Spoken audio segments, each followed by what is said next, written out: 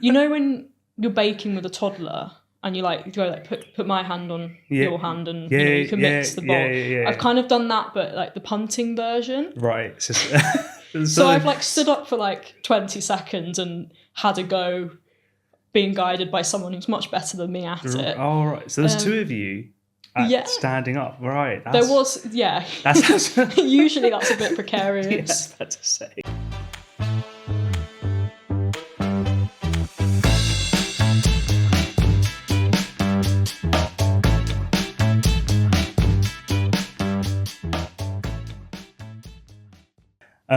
Hello everyone, welcome to Cambridge from the Inside. We're here with a returning guest. Would you like to introduce yourself? I'm Neve and I'm at the end of my first year doing HSPS at Trinity Hall. So that's human, social and political sciences. So that's like politics, sociology, anthropology, kind of all meshed into one. Nice. And we did a podcast after the end of your first term, right? We did. So that was at the end of Michaelmas, which is our first term at Cambridge. And that was about 6 months ago now. Yeah. And now it's the end of Easter term. So that's the end of the last term of the year. So we're all about to leave for the summer. Yeah. So yeah, I've had 2 terms since then. Nice. Yeah, so I mean, this podcast is really just to know what first year's like, what your first year's been like, how things have changed since you've been away in the past 2 terms, and kind of looking back and seeing what things went well and what things you do differently, and maybe what you're doing moving forward. So how have you been since we last saw you? Well, that's quite an overarching question.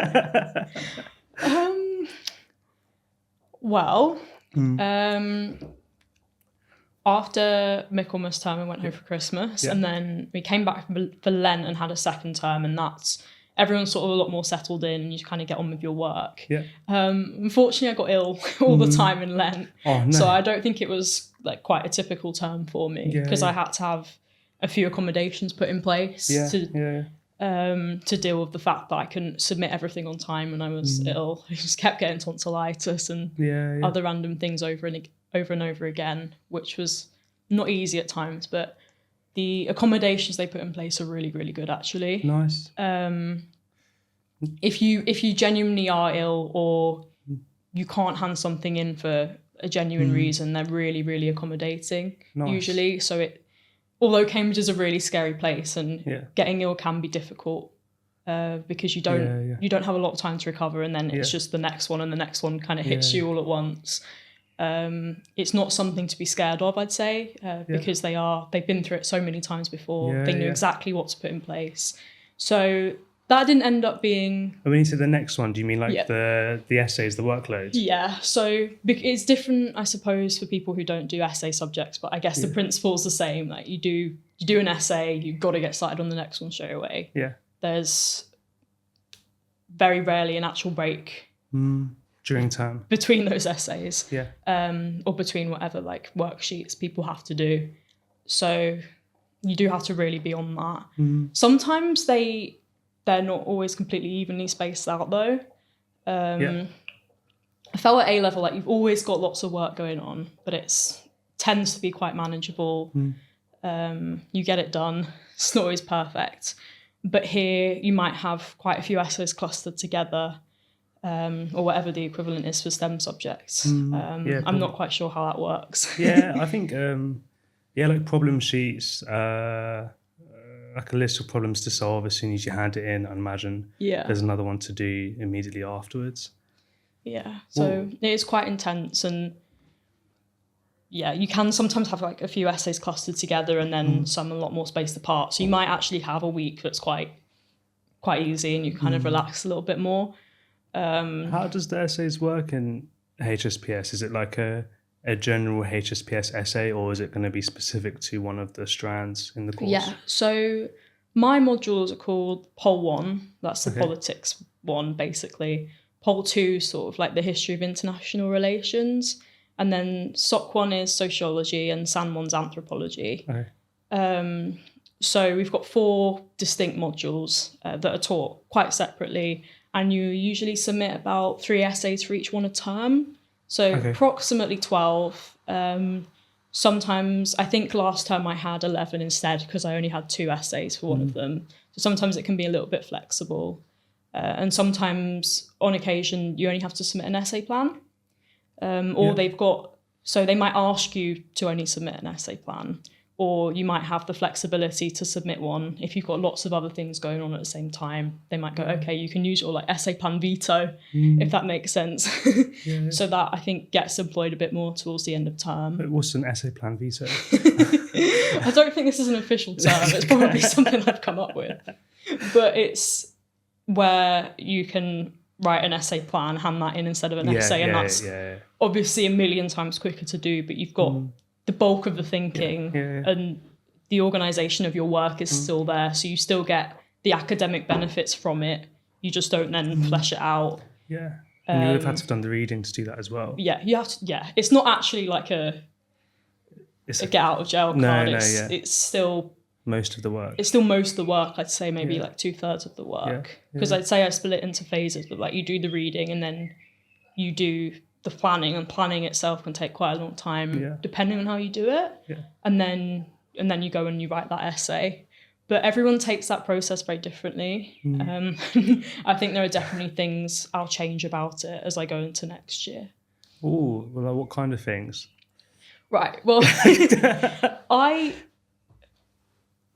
when I do something, I feel like I've got to see it through. I've got to finish it. Yeah. So I see a reading list. I feel like I'm expected to do all the readings. Okay. That's obviously not the case, but you feel like you're going to miss something really crucial if you don't go and do all the reading. So sometimes I've done probably more than I needed to, and then not included a lot of those readings in the actual essay. So it's not shown that I've done it, or I have, but it's given me very little benefit in terms of the material of that essay. So I do a ridiculous amount of reading, and then I go through those readings and I make a plan out of that. So by the time I've done the reading, I probably got quite a good idea of what my main theme should be, but actually fleshing that out, having a really detailed argument, I end up having really long plans, which probably isn't necessary. Yeah. I suppose it's easier to write the essay that way, but it's also really easy to go over the word count. So I think I sometimes take the essay writing a bit too seriously. But now I've done exams and I've seen how that process actually translates into something examinable. I can see exactly how to write essays more efficiently in a way that will actually help me when it gets to exam season. So it's, in a way, I feel like I've wasted time, but part of it is just who I am and the way I write things, and I know better for next year. So I'd probably say that's my number one learning curve. Nice. I mean, I think being thorough in your work and realising that you've been too thorough is much better than realising that you might need to do more work, and it could be worse. Yeah, definitely. I don't think it's a bad thing to be thorough at all. No, and I imagine there were points where I read things that other people didn't, and then that was useful. But it's fine if you've got an unlimited amount of time. I think the thing with Cambridge is you've got to get that essay in, however good it is, and just move on from it. Like, it doesn't necessarily matter how good it is, because your supervision essays during the year aren't marked or anything like that, usually, or they don't count for anything if they are.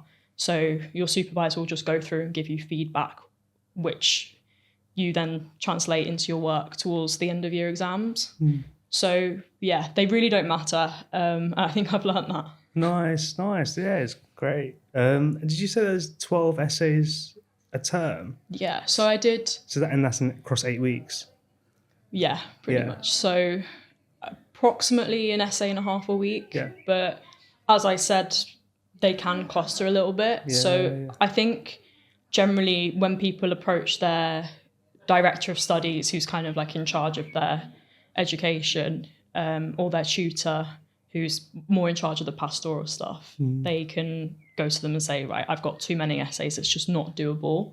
And usually there might be some leeway there for that to get moved around a little bit. But sometimes you've just got to deal with the fact that things will cluster together, and you might have a very intense few days, and then you might have the next week, you might only have one. I think as well, with the way Cambridge terms work, you might have like a little bit of time either side of the official term where you're here, but you're not actually doing like official study, like lectures and supervisions and things like that. So I think that's a good time for people sort of work on it a little bit.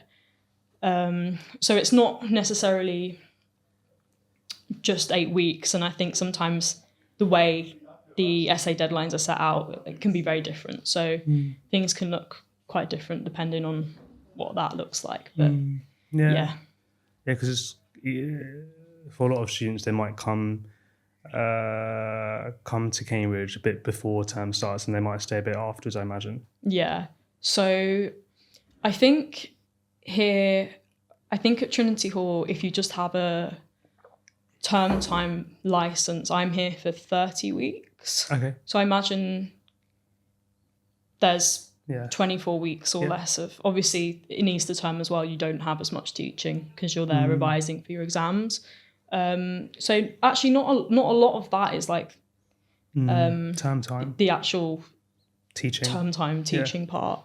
So you do have time either side of it. And I think sometimes your essay deadlines towards the end of term might get like moved back a little bit. So you can make more use of those weeks towards the end of term where you might otherwise have less things to do. So it is quite flexible, and it's not, I don't think it's meant to drive anyone crazy. Like no, of course. Yeah.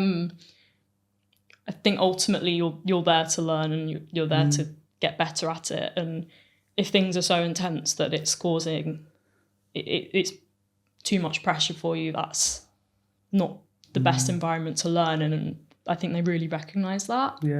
So it gets done, and it's not something to be scared of, I'd say. Nice. That's really cool. It's interesting because it makes me think about when I was studying at Oxford, and sounds like HSPS here there's a fair amount of workload and quite intense, and HSPS tends to be compared to with the PPE course at Oxford, and I'm not sure if it's right that they're compared to each other because they are incredibly different. Yeah. But PPE was notorious for a low work ethic amongst its students, not across all students, but it does the workload and an approach to studying, at least the culture, is definitely very different to what I've experienced talking to HSPS students here.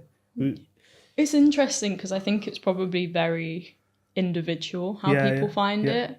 I would have thought PPE being like 3 different quite distinct traditional subjects rolled into one degree would be quite an intense workload. Obviously I've got no basis for that. So I think it's interesting, and people do tend to compare their sort of each other's counterpart at the other university. But I think that's only because they both roll politics and other stuff into one degree, whereas you can't take politics by itself. So that's the sort of similarity between the degrees. But I imagine when you look into the content, they're quite different. So that would be something to be aware of. But even within HSPS, I think people take very different approaches to their learning, and some people are very, very efficient. So it's really funny because there are 4 people in my year here who do HSPS within the college. And we all do it completely differently. So I will do absolutely everything online, but some people prefer writing things down, like making massive mind maps. Some people might do the reading, and then their plans might not be super detailed, and they just write and they get it done.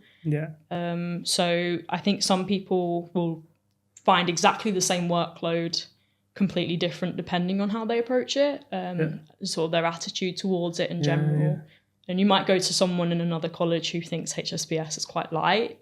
I'd say I wouldn't say it's the heaviest subject ever compared to, I imagine, some very intense subjects, but it's just really difficult to compare because everyone's doing their own thing, doing it their own way. So but I think the takeaway message is like it's always manageable, it's always workable somehow, even if it is quite a lot, and everything you do is sort of centered around that.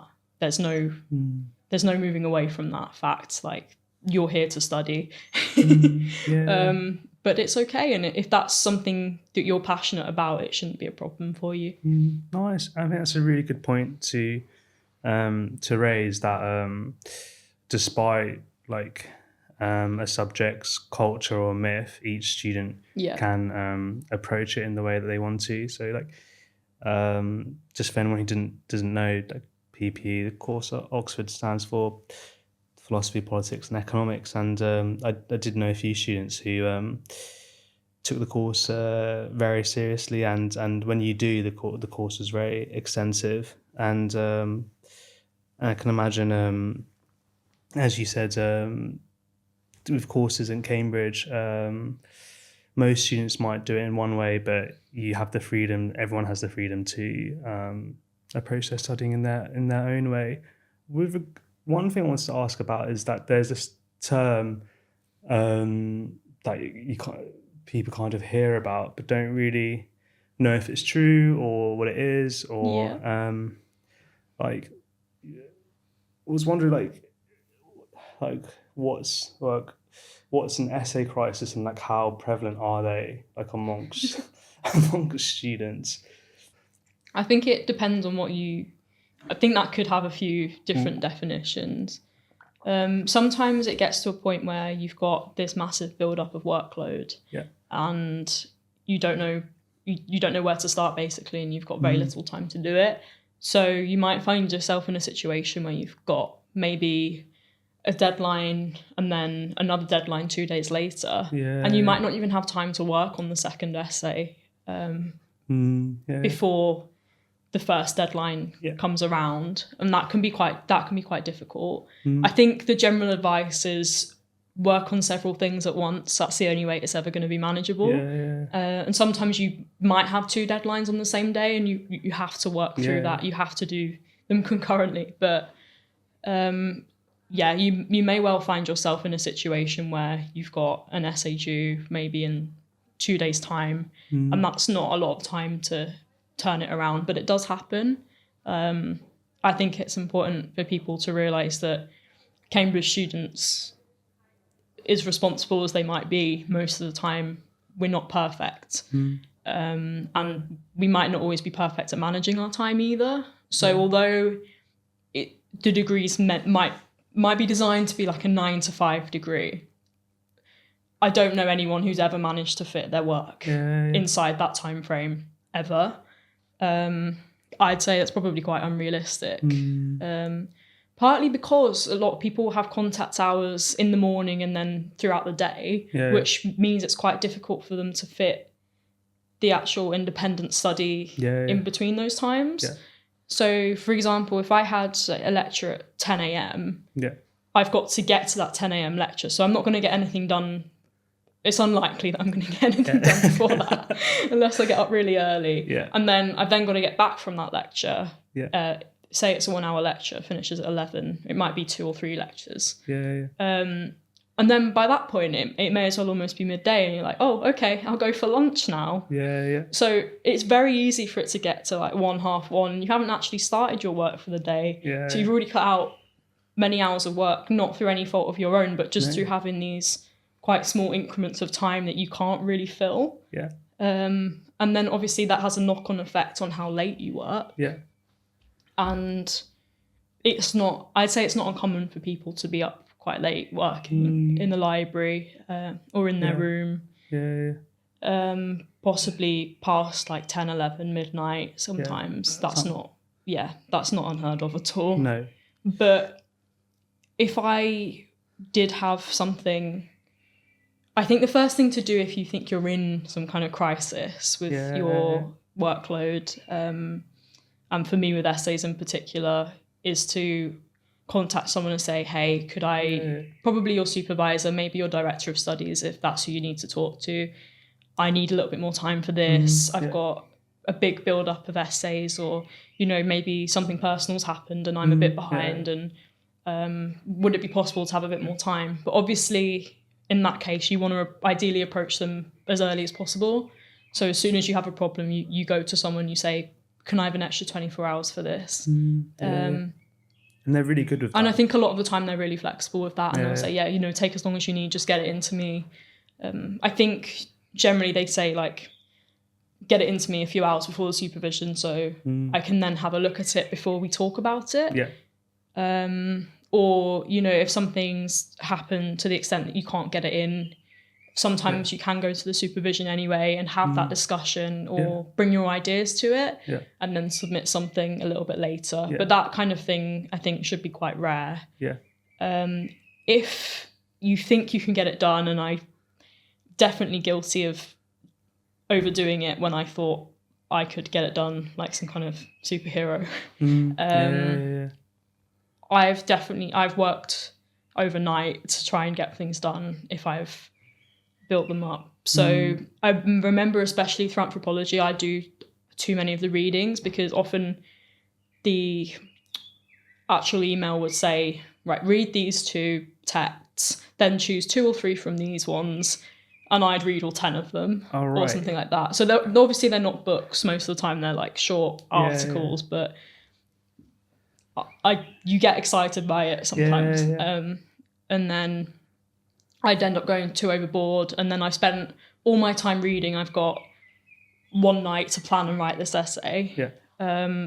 So at the end of Michaelmas, when I did the podcast, I just had a situation where I had 2 essays due, but I also had a formal that night. It was Bridgemas, so we all went and had you have to go to our fancy Christmas dinner.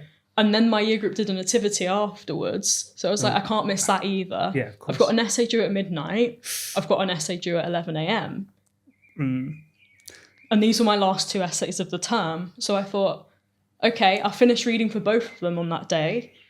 Once the nativity was over, I finished writing my first essay. So I got that in just before midnight. Nice. And then I started the other essay after midnight. So I didn't actually finish planning it until about 2:30. And then I'd written it by 6 a.m. So it all got done. It all got done.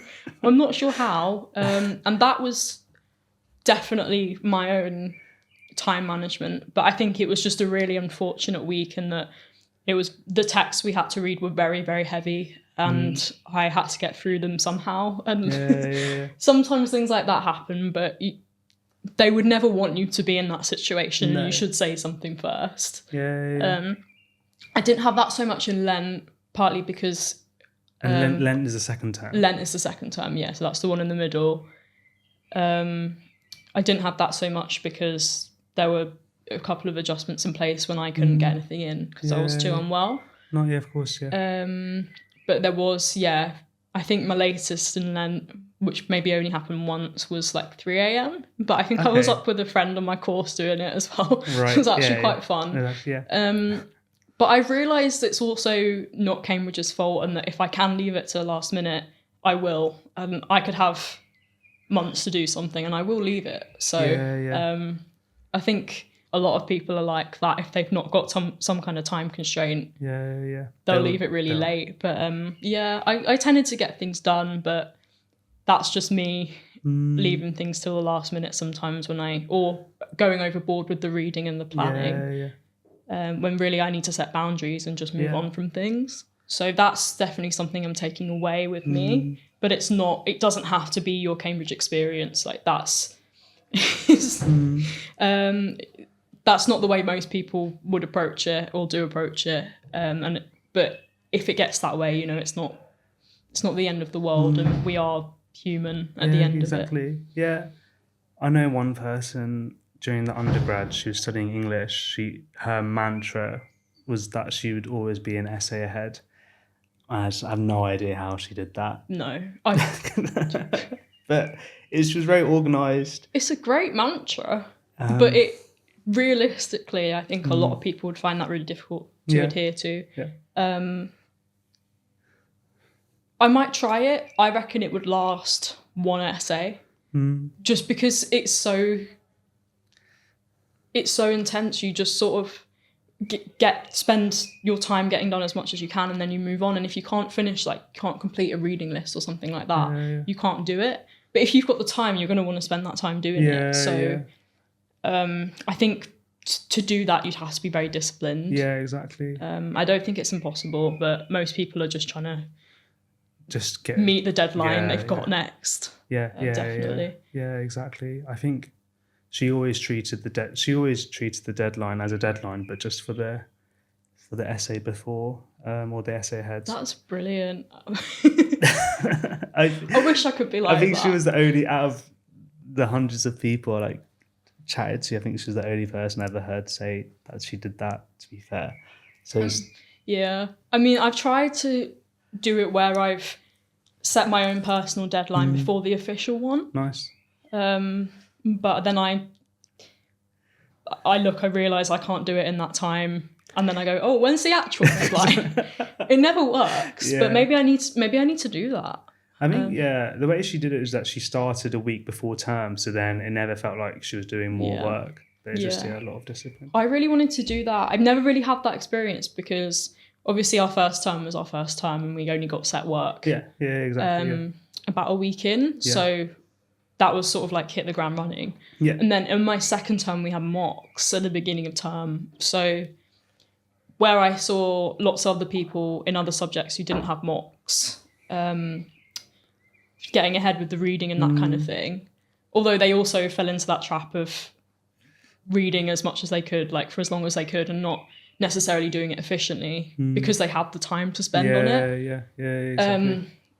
We didn't have that time at the start of Lent, so I couldn't get ahead on it.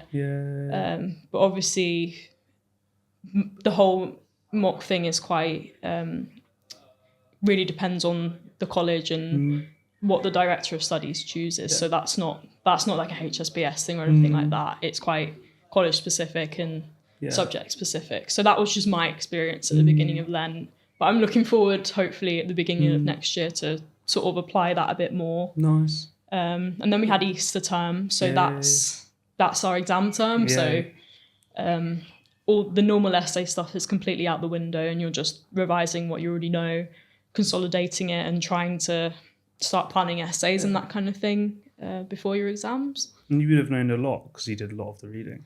Yes, but I did this. I was really guilty of this in sixth form as well. Yeah. I ended up with too much content.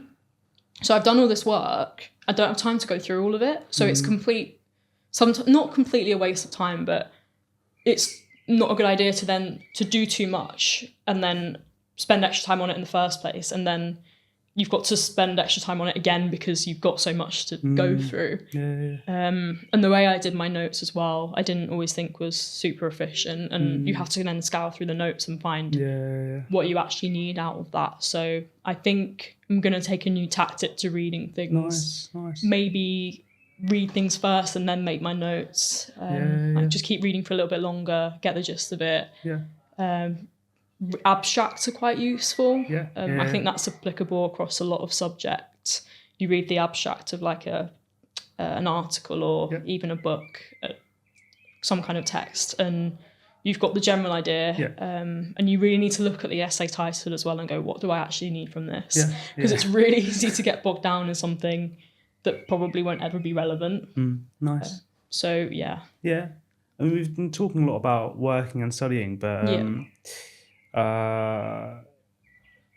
do students like at Cambridge just study, or no? Because you were talking about the Bridgemas and the Nativity, and then how you went studying straight up back after. It sounds like it's definitely a work hard, play hard culture. That sounds a bit cliche, but I think it applies. The formal and then the nativity incident, I think that sort of encapsulates exactly how much it is like that. But it's also, I really would have to emphasize how individual it is. I think it's completely up to you what you want to do, like socially or in your free time. When you do have some. So like some people will go out, some people won't go out at all at night. Some people might have an early night in. It really, really depends on like what kind of person you are, and sometimes like what friendship group you're in, and what everyone wants to do. There's a lot of societies as well, right? There are a lot of societies, and there are a lot at college level, and there are a lot at university level. So, for example, we've got some college level sports, Nice. like netball and football. Yeah. And then obviously the university has its own massive range of societies. Yeah. And pretty much anything you'd want to find, they've probably got. And they've also got like college level like subject societies. So Nice. I'm sort of automatically a member of the politics society, for example. Yeah. Which we call PolSoc.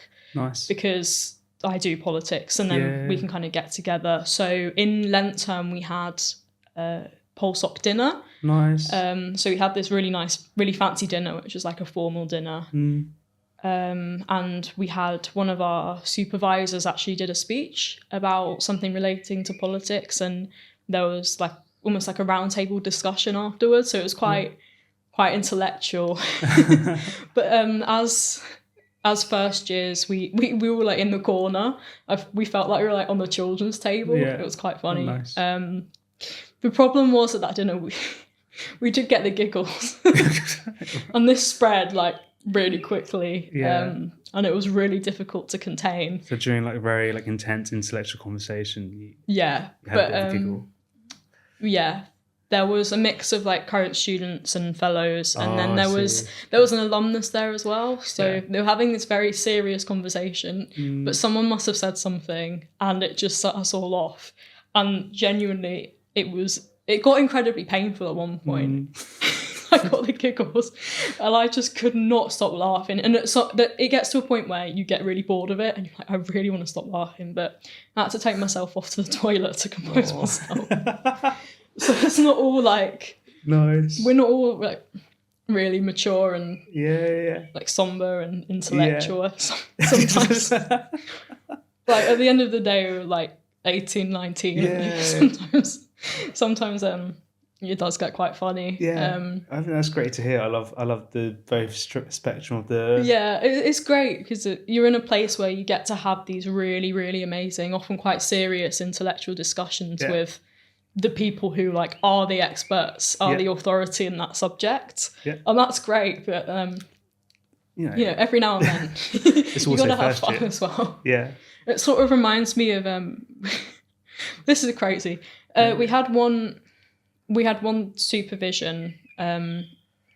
So obviously the supervisions are where we go in and we in small groups of people. So there'd usually be 2 or 3 students to a supervisor, from my experience, but that obviously depends quite a lot on your subject and your college and the context. So you go in and you have this discussion based on the work that you've already done with this expert in that work, basically, which sounds quite intimidating, and it can be, but you get used to it. The reason I was laughing is because one time we all dressed. My friend has this collection of bell sleeve tops, like shirts, and there were 7 of us. Okay. They were like have really massive sleeves. Right. Okay. Right. Yeah. And we all wore one to the supervision. So it'd intentionally. Be like, intentionally. Okay. Just to see if the supervisor would notice. So there'd be like 2 people in one supervision, and then I think so it'd be groups of 2, and then 1 group of 3. So she had 3 hours in a row of everyone wearing the same thing, and we wanted to see if she'd notice or not. Did she notice? She did at the end of the 3rd hour, which was my one. What would she? We were walking out, and she said,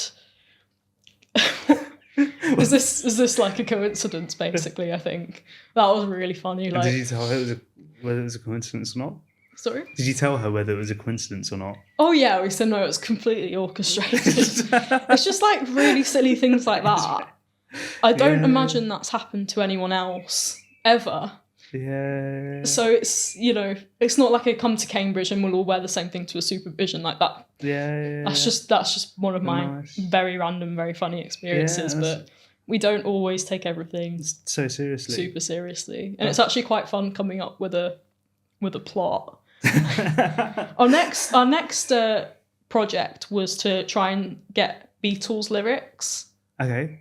Into the supervision. It was the same supervisor. So she's been targeted. I'm not sure why. It was like we've got to say Beatles lyrics as like nonchalantly as possible in the supervision. Oh, but these sound like great supervisions. Oh yeah, well, we have a great time. Even without the crazy harmless pranks that I think I imagine don't get pulled very often, but I've just had a very unique experience this year. Have you managed to do the Beatles lyrics? Well, we tried, but I think I had a few Beatles lyrics, but I needed a cue. I needed someone to ask me something first before and they never did. So I couldn't get them in. So I think we're going to try again next year. But now I'm worried that she's on to you. I foiled it all. So we're going to have to be quite careful about how we do that. I mean, you have to be able to pull that off. You have to be very focused in your supervision. Yeah, and there's a whole spreadsheet. There's a whole spreadsheet. No, there's a spreadsheet for this. We like allocated each other Beatles lyrics, but it just gets increasingly unhinged. So like you'd have really. Are there any examples? The lyrics.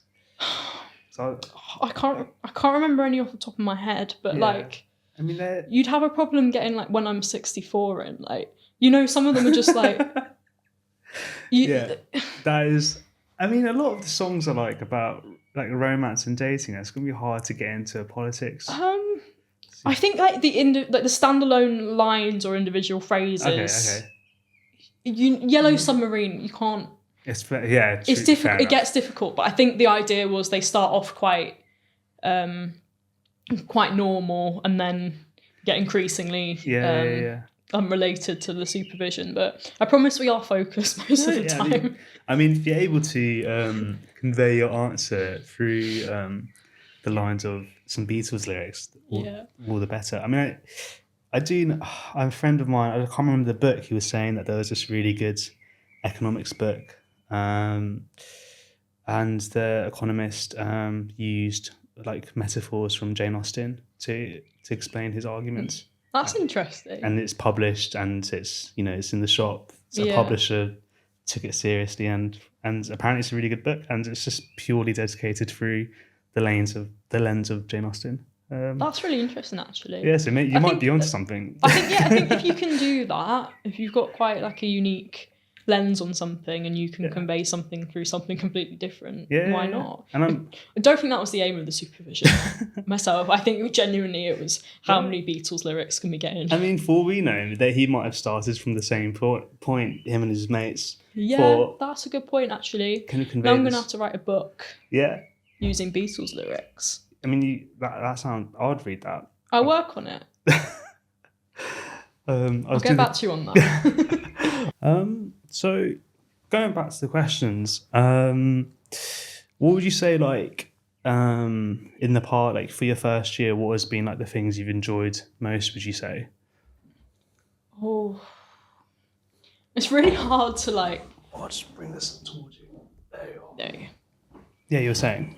It's really hard to boil it down to one thing that I've enjoyed the most. I think I've really enjoyed living on Central Site because we're right in the middle of Cambridge, but we're kind of down an alleyway a little bit, down a passage. So it's a little bit more hidden from tourists and sort of the hustle and bustle of the city centre. Yeah. But you walk down that passage and you're right in the middle of everything. Yeah. So like I couldn't fault the location. No. I absolutely love it. By the river as well. Yeah, and we've got the river. And that's actually something I was going to say. We can hire out punts. Yeah. So like these like little boats that go along the river, and you can hire them and go down the river yourself. Like with it, like in the college. So I think they're very inexpensive as well. You just hire them from the college. Yeah. They give you like the big pole. Yeah. Have you given it a go? I've been on one quite a few times now. I haven't done the punting. I haven't done the punting really. I've sort of pseudo done the punting. Like you know when you're baking with a toddler and you go like put my hand on your hand and you can mix the bowl. Yeah. I've kind of done that, but like the punting version. Right. So I've like stood up for like 20 seconds and had a go being guided by someone who's much better than me at it. Oh, right. So there's two of you standing up. Right. There was, That's usually that's a bit precarious. Yeah, to say. I'd say the two of us have quite good balance. Okay. So it's okay. But Yeah, and then the time before that, there were more people on the punt, so there were more of my friends. I'm not sure how many people can go on one of our punts because they're quite slim. Narrow, so yeah. But I think the most we've had is 4 so far. I imagine you could fit a few more people on than that. Yeah. I think people have had a lot of fun this term. Yeah. Because obviously it's the first time the weather's been really good. Yeah. I think usually people will go punting before their first term at Cambridge, but our wall was... So we have Titwall, which is like Trinity Hall's wall onto the river, and that was shut for renovations for ages. So we didn't have that experience at the beginning of the year. So now it's summer, everyone's out on the boats, having a great time. And it's really cool that the college have their own punts, because normally you'd have to like rent them, and I imagine they're quite expensive. But and like get a proper guided tour. I think I'm not sure if you can actually hire one like without a tour guide outside of colleges. I'm not sure how that works. I think you can. You must. I'd be really surprised if you can't. I think you must be able to. There's got to be a market for that. There is. I think you can, but it is like, it's quite. It's not too pricey, but like compared to it being near like almost free when your college has them. Yeah. Do college charge for punts? Our college does charge for punts, but I think like if you split it between you, it's basically negligible. Nice. So that's really good. I'm not sure if it gets charged to your college account or not. I don't think you pay for it up front, but I'm not sure. I haven't done the actual hiring myself. I'll get on that. But yeah, you've got this college account where if you buy food, for example, from the cafeteria, you don't pay for it straight away with like a debit card. It gets put on your account, and then when your student loan comes in, you then pay that off. It's quite sort of stress free at the time. You've got to be careful not to build that up, accumulate too much, because it's very easy to forget about. You just tap your CAM card and go. But generally the food here is so well priced. I think it's probably quite well subsidised. It's quite difficult to rack up a massive bill, and I've tried. I've eaten quite a lot here, so food is really good. The food's really, really good. Like I was surprised no one had told me that before I got here. I think that's one of the standout things about the college is like, compare it to school food. This is... I mean... It's impressive that they've got to make it in such big batches, and it's still so good. I think it's better than most food you'd get in the city. Yeah. Or like for the same meal, you'd have to spend like 15 quid. No, but it's only like a few quid. I mean, I think... I'm vegetarian, so I'll always have... The mains sometimes vary in price a little bit, but I've always had the cheapest main, which is like £1.80.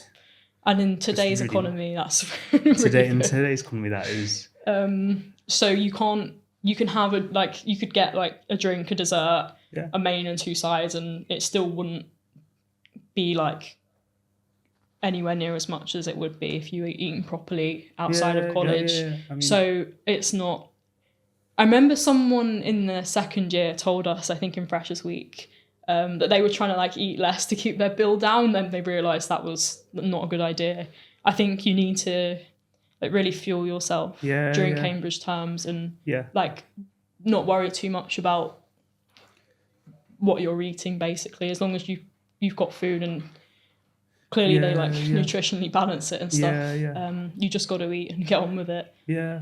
I mean, since I've been working here and having the food from Hall, I've definitely realised that if I'm like well fed and had like a good variety of nutrition, I'm able to work a lot better. And I think it's the same for students that you got to have like good nutrition and like and enough energy so that you can do the studying. Yeah, definitely. I think it's really important, but it's also quite difficult to compare a day when I've eaten well and when I haven't, because I usually am in there eating the hall food.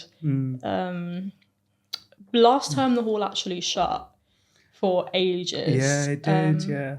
Because of the... I think part of the cornice fell down. Something like that. They're fixing that.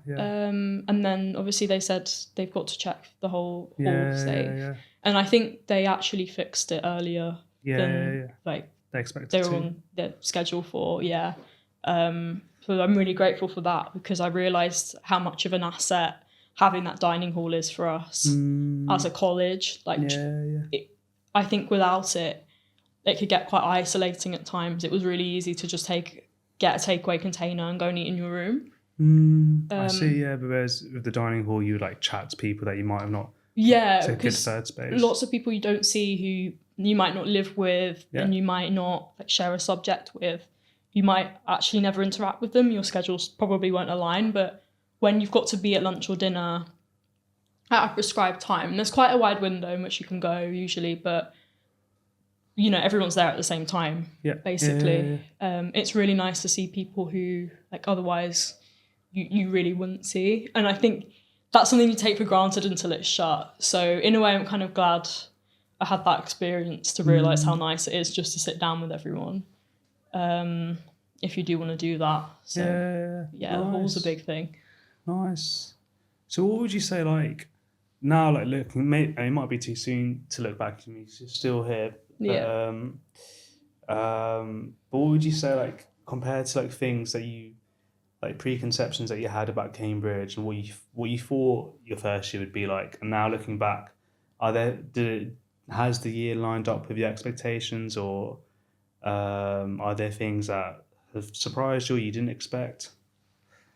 I don't think you can really have expectations for your first year at university. Like, you walk into it and it's pretty much a complete unknown. But I don't ever think I really had any reservations about that. I think I was quite happy, like, just to go into it and sort of start a new adventure. Nice. Because I finished my A-levels and I'd been off for 3 months, you know. I was like, I'm ready to start whatever's next. So I had no idea what it would look like.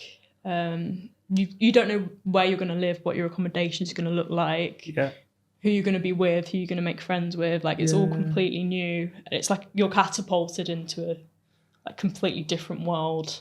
There's almost nothing that you share with your world at home. So that can be, I think the prospect of that can be quite scary, but if the best thing to do is just embrace it and just take whatever opportunities you've got. And I would never have expected to be doing things like punting along the river and doing a podcast. Like, that's not that wasn't part of that wasn't on my any kind of list of expectations. Nice. I wouldn't have thought I could keep a plant alive. Yes, true. Yeah. I've kept Sebastian alive. Nice. I think your plant.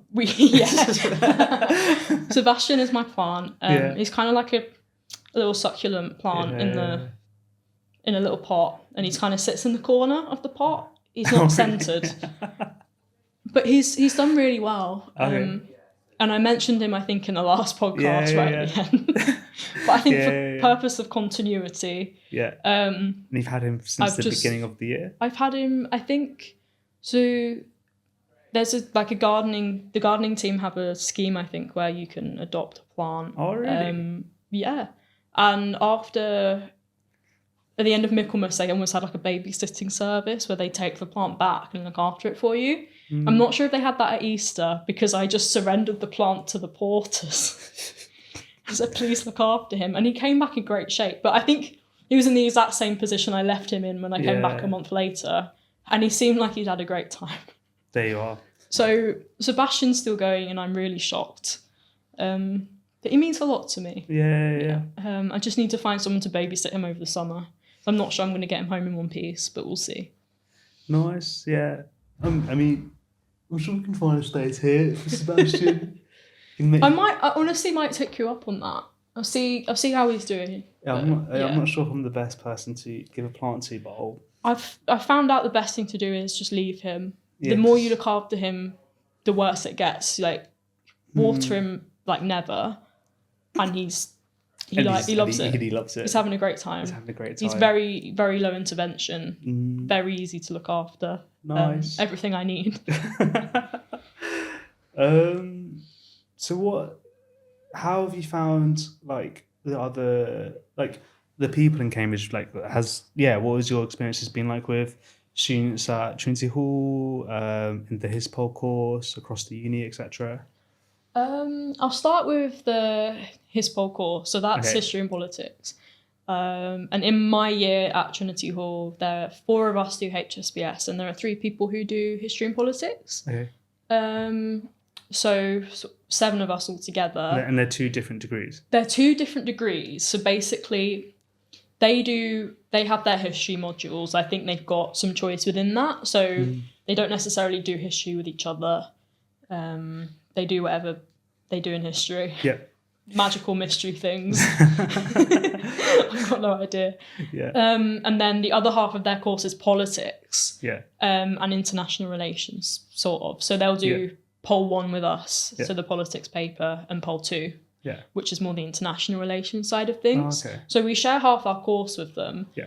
And then what they do in history, we then do sociology, and anthropology is the equivalent. Yeah. So I definitely think it's worth having a look at both those courses, because I think a lot of people who do HSPS now would have done history at A-level or equivalent.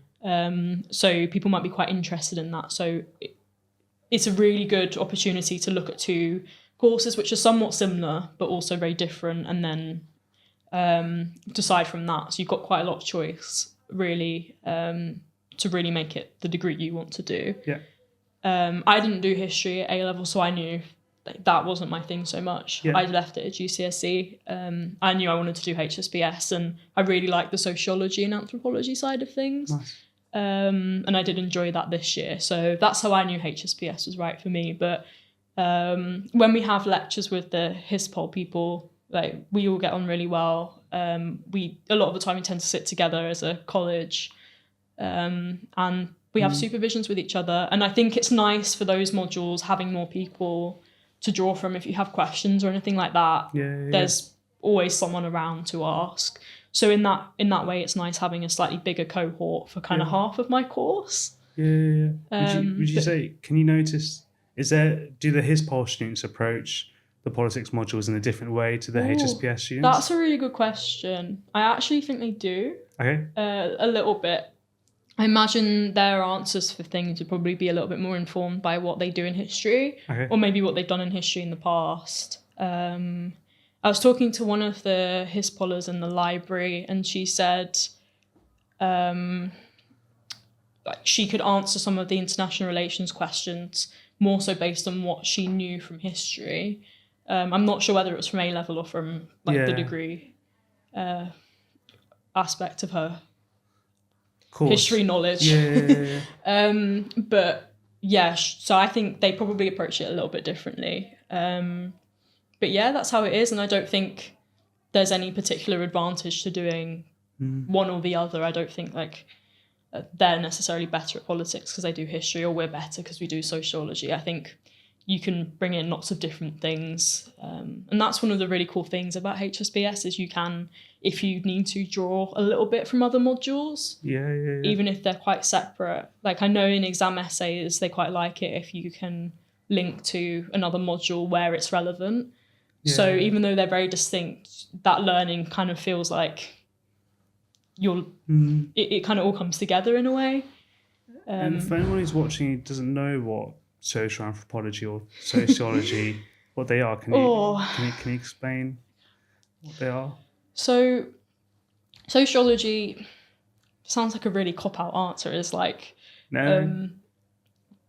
basically like learning about how society works and relationships between different groups of people in society. So I suppose the basis of that is Karl Marx and class relations, but we look at so many different things like race, gender, religion. So much comes into sociology. And actually for that module in particular, in my college we had quite a lot of choice over what essays we did. So I did some key thinkers in my first term in Michaelmas, but in my second term, it was more thematic. So I was studying towards an essay on class and what makes a social class. We looked at the welfare state and the relationship between the state and the prison system, that kind of thing. We looked at social movements as well, so things like riots and revolutions, that kind of thing. So very sort of diverse range of topics you can look at in sociology. And then anthropology is just a bit of everything. So I guess the basic definition is it's kind of like the study of humans across different cultures. So that's really, really interesting because the way people have approached anthropology has really changed over time. It's quite a new discipline. It sort of emerged more over the last century and a half, sort of out of sociology, out of these other disciplines. And the way people do anthropology, like they collect information about cultures and communities that are different from their own, has really evolved over time. And like that sort of really interesting trajectory, and you kind of got this historical perspective on how anthropologists do that. So they go and they'll like make notes and they'll talk to people and they'll find out why that culture's different from their own, how it's similar, and then they've got to kind of work out how to convey that information to their reader in something called an ethnography, which is like what they write up after they've done that research. But the thing with anthropology is it could literally be about anything. Like kinship is quite a big theme. So looking at relationships between people, like family members and non-family members, and that really changes across different cultures. Looked a lot at resistance. That was I really enjoyed that as an essay. Even like gift exchange, you're looking at like, can something actually be altruistic? Like, or is it always somehow self-interested? What do you think about that? It's really complicated. I think there's always tends to be some kind of rule, socially prescribed rule surrounding like reciprocity. So like there's usually some kind of exchange. It's never just an exchange and then it's done. There's usually something else around that, but different societies have different ideas surrounding like what being self-interested looks like and what reciprocating looks like. So you've got, in some cases, if you give a gift, you don't expect one back. You might like really not want that gift back because it carries a spirit you don't want back, or that gift is expected to be passed along and eventually that original person will get it back. Like karma. Yeah, but it's very, very individual. Like I think you learn that you can't even use the same terminology because it doesn't mean the same thing. And I think we put a lot of Western terminology on other cultures, and anthropology is kind of about recognising that. And sort of seeing the merits of all these different societies around the world and how they work differently, but sometimes there are similarities between them. And the different schools of thought look at that a bit differently. But so many things I never thought I'd learn about. So random, but I've loved it. Yeah, that sounds really cool, and it sounds really cool. I can see how like going through like different cultures have approached altruism can overlap with like things like the welfare state and like sociology. So it's quite it kind of sprouted out of sociology a bit, I think. But obviously you can start making links. I mean, like even like forms of power that I might learn about in sociology, I might then be able to apply those theories to anthropology or even politics. So they're not completely self-contained subjects, even if you learn about them differently as if they are. So that's really cool. I've quite enjoyed that. So you were saying about I was wondering what the other people are like in your course, in your college, etc. So I'm really close with one of the other girls on my course in my college, which is really nice. But obviously we all help each other out in general. You know, if someone's got a book that someone else wants to read, and you go on the group chat and you go, who's got the book? Give it back. Or like, I really don't understand this, or can we have a conversation about this? And I don't think it necessarily has to be a super competitive environment. Obviously there's still, I think, course-wide, they still do rankings that you can see once you've done your exams. Yeah. So I guess that introduces an element of competition even within people in your college. But I don't think it's worth approaching it like that. I think you just want to be quite like cooperative and nice to each other so you can all do well and sort of uplift each other a bit. So yeah, we all get on quite well and can sort of share those resources with each other. But I also have a lot of friends outside my course, and I wouldn't say there's anyone I can think of who's just friends with people in their course, especially because Trinity Hall is quite a small college. The cohorts for each subject tend to be quite small. So obviously there's 4 of us doing my course. And maybe like maths, engineering, natural sciences might be a bit bigger, quite a lot bigger. English, law, probably bigger courses. You have some courses where you have just one person doing it in that college. And sometimes the college might not even offer a course at all. So that's something that is definitely worth checking out and being careful about. But yeah, a lot of my friends are people that I live next to, and actually the people I'm balloting with next year. So the people I probably want to live with next year are actually the people I live next to now. Nice. You've gone, that's worked well for us this year. Let's do that again. So I'm really, really grateful to have such good neighbours. Because there's only actually 3 of us on our part of the corridor. So that's quite a nice little group of people. So I'm looking forward to hopefully living next to them next year as well.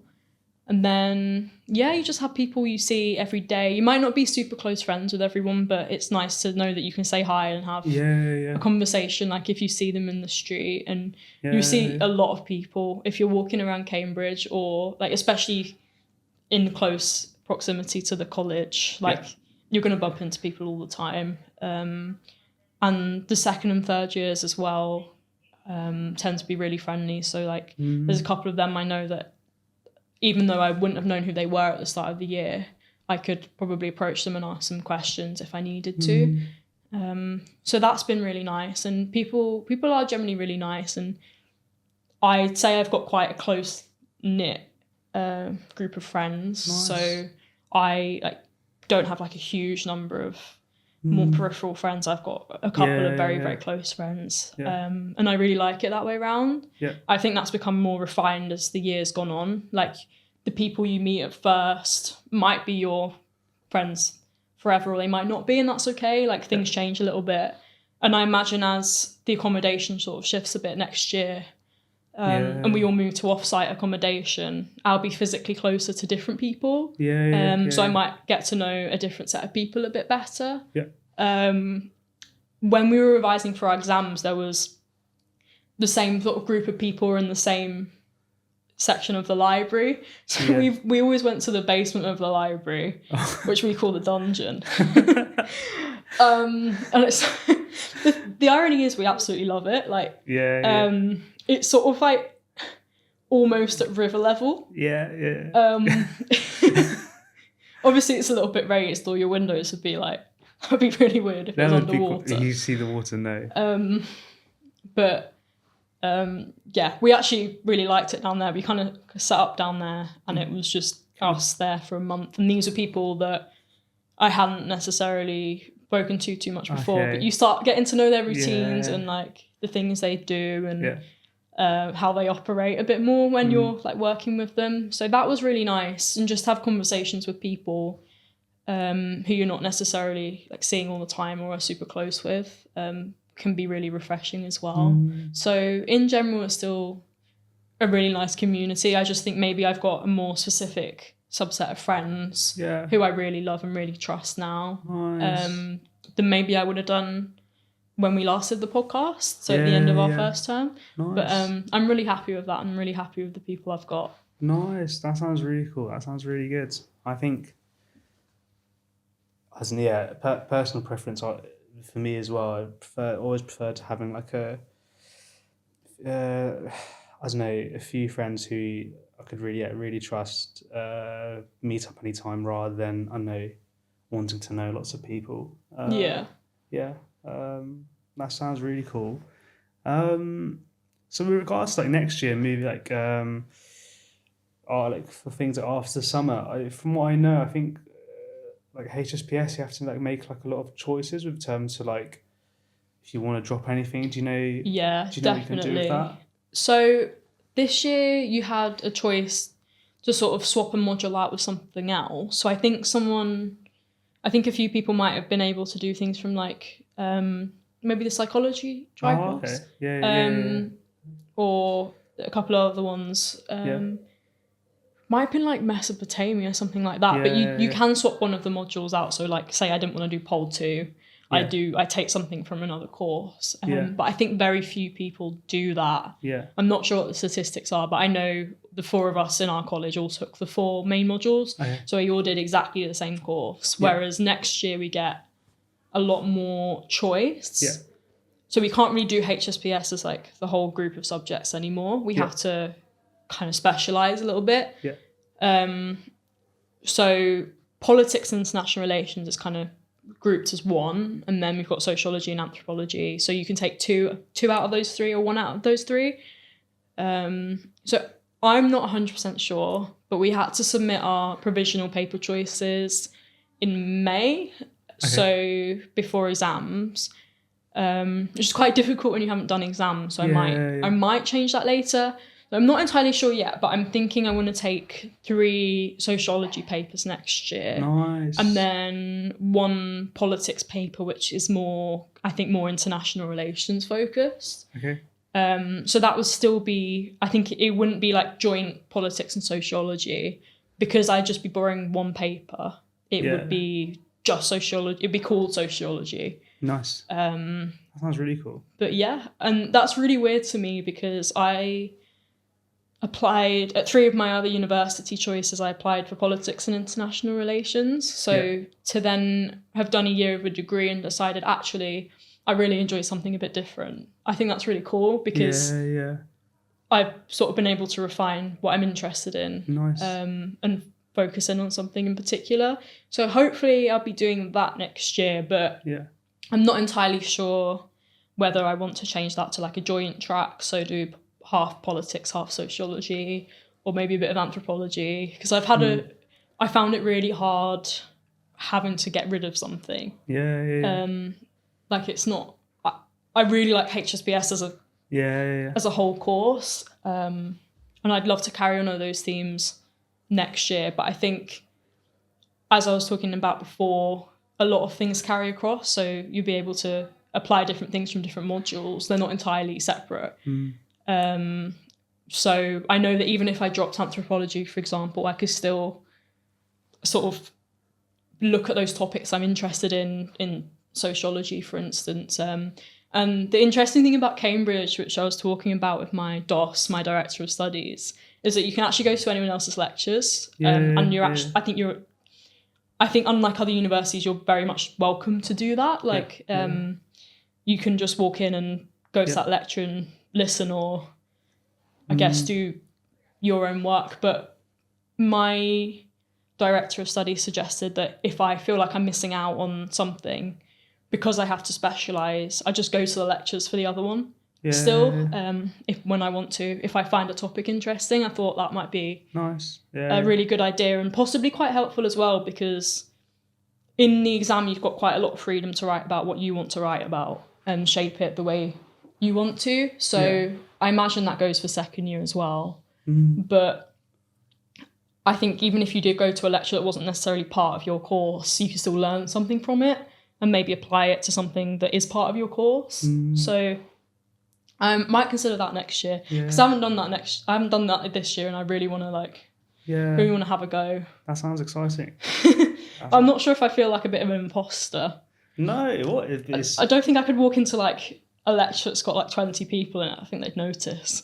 No, I think if you want to. Actually, there's no problem with that. No, I think that's really cool. So we'll see if that actually happens. Yeah. I'll have to come back and update you on that. Yeah. But yeah, I'm not. It's a little bit up in the air still what I want to do, and I might change it. But yeah, for now that's what I've decided. I'm quite happy with that. I think it's quite. I know some people do just dive into their curiosities, even if other people would say they're an imposter, but then they really, I don't know, go on to use those different curiosities. Like, so that Marcus, for example, he teaches in philosophy currently. He's taught in English. He's part of the engineering department. He's a kind of an expert in AI, but he studied linguistics. When I read about that, I was like, I think it takes like a very special kind of brain to be able to do so much across different departments. I don't know, but I guess having gotten to know him, I would say I think maybe that's true, but it's kind of the idea of, there's no one to stop me from going to that lecture, and kind of jumping on that idea and not really stopping I think is kind of how he's never really felt like an imposter, and he's just kind of, I guess, he likes his rabbit holes. Yeah. A lot of things you can't neatly categorize into one subject either, and it's probably good to foster like interdepartment relationships, right? So you can make those discoveries and do that research on topics which don't fit neatly into one kind of department. Like he's I think, despite studying linguistics, I could see him going to an engineering lecture and just not feeling like an imposter. Yeah, definitely. And I think that kind of attitude then is self-fulfilling, and because it's a good kind of outlook to have, because I think because as you were saying, the university encourages students to go to other lectures if they want to, right? My director of studies was very like, go to other lectures that you're interested in. Obviously you don't need to start going to every lecture for a course you don't do, but if there's one you want to just walk into and see what it's about, and if you go into it and go, actually I'm not interested in that, I guess you've learnt that, and you just sit there and do your own work quietly. Exactly. But I think one of my HSPS friends actually wants to go to philosophy lectures next year, because she's sort of really interested in political philosophy. Like the intersection which she wouldn't otherwise get to explore. So genuinely, and I imagine I could just walk into a maths one probably. You could, I'm not going to do it. No. I don't think I'd last 5 minutes. I think I'd find that really overwhelming. But it's really cool, I think, that you can do that. Yeah, nice. And just the last question we have is, if you could do first year again, what would you do differently, assuming that you'd do anything differently? I think I like the fact that I've taken opportunities up this year. Nice. I think I've kind of developed a bit of a mantra of I'll try anything once. So I'll do it, but if I don't like it, I won't do it again. If I know something makes me uncomfortable, or it just wasn't a good idea, but it's always worth a try, and I think I've had a lot of fun doing new things, and even at the beginning of the year, going to societies that I realised weren't my thing and I was never going to go again. I don't regret trying all these things out, because you never know. A few years ago, I could never have imagined myself doing something like a podcast. I think I'm generally quite shy, as much as I can talk. So literally just trying everything, having a go. I'm really glad that I've kind of adopted that this year. And I want to treat next year the same way. I don't want to be set in my ways, and that I carry on doing everything exactly as I did before. If I want to try something new, like a new society, I'm definitely up for that. So I'm going to sort of approach it all the same way. We go to Freshers' Fair. Nice. Do it exactly the same way, because I don't think having fun is necessarily just for your first year, or just for freshers. You might find things you like doing and just want to stick to them, but I'm always happy to try something new. And I think being in Cambridge, there are so many traditions that are new. I think I was talking before a lot about how I changed the way I probably approach essays and set more strict personal deadlines, I think, which is easier said than done. And I imagine won't last that long or go that well, but I'd like to have a go. I think I've got a really good idea of how to approach that now I've done exams. I think that's kind of like the whole process of preparing for exams was kind of a bit enlightening for me. I realised it kind of clicked why I was doing all these essays in the first place, and like how I was revising them, and what I need to do when I'm doing essays throughout the year next year. So that's really good, that I've sort of learnt from that a bit.